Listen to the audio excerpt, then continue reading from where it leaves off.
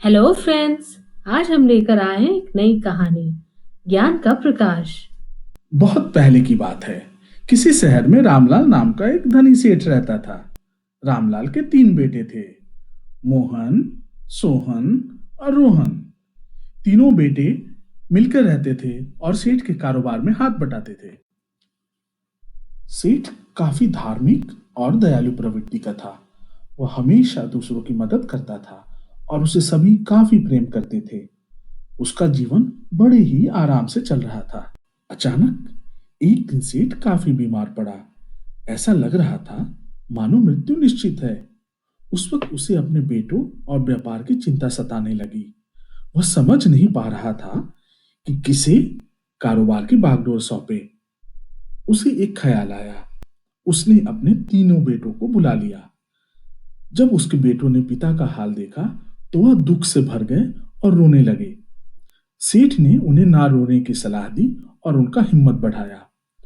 उसके बाद सेठ ने उन्हें 100-100 रुपए देते हुए कहा, इन रुपए से तुम कुछ ऐसा करो कि एक अंधेरी कोठरी पूरी भर जाए। जो भी इसमें सफल होगा वही मेरा उत्तराधिकारी होगा। यह सुनकर तीनों बेटे सोच में पड़ गए।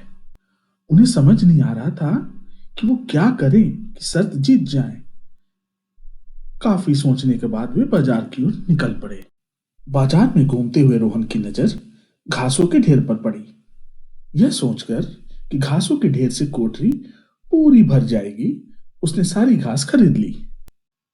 मोहन भी काफी देर तक बाजार में घूमता रहा। उसे कुछ समझ नहीं आ रहा था।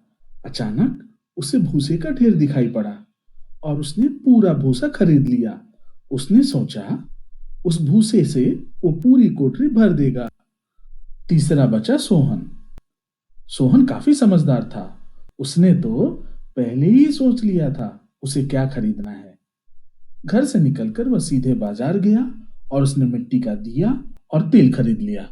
इतना करने के बाद तीनों बेटे सेठ के पास पहुंचे और बोले, पिताजी, हमने अपना काम पूरा कर लिया है, आप चलकर स्वयं देख लें। सेठ पहले रोहन की कोठरी में पहुंचा। उसने देखा कि कोठरी पूरी अंधेरी और घासों से भरी पड़ी थी। यह देखो काफी दुखी और निराश हुआ। अब मोहन की बारी थी। यहां भी सेठ काफी निराश और दुखी हुआ, क्योंकि पूरी कोठरी में भूसा भरा पड़ा था और हर जगह अंधेरा ही अंधेरा था। आखिर में सेठ सोहन की कोठरी में पहुंचा। सोहन की कोठरी देखते ही उसका चेहरा खुशी से चमक उठा। दिए की रोशनी चारों तरफ फैली पड़ी थी और पूरी कोठरी प्रकाश से भरी पड़ी थी। सेठ को उसका उत्तराधिकारी मिल चुका था।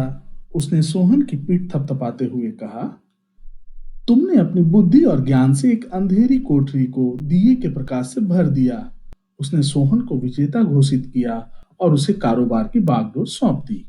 इसके बाद सेठ अपने बेटों से बोला, मेरे बच्चों, इस दुनिया में बुद्धि और ज्ञान से बड़ा कुछ भी नहीं होता। इसकी मदद से हम कोई भी काम पूरा कर सकते हैं। माना कि तुम सभी ने अपना कार्य पूरा किया, लेकिन जिस तरीके से सोहन ने अपने काम को पूरा किया वह वाकई काबिले तारीफ था। इसलिए उसे मैंने विजेता घोषित किया।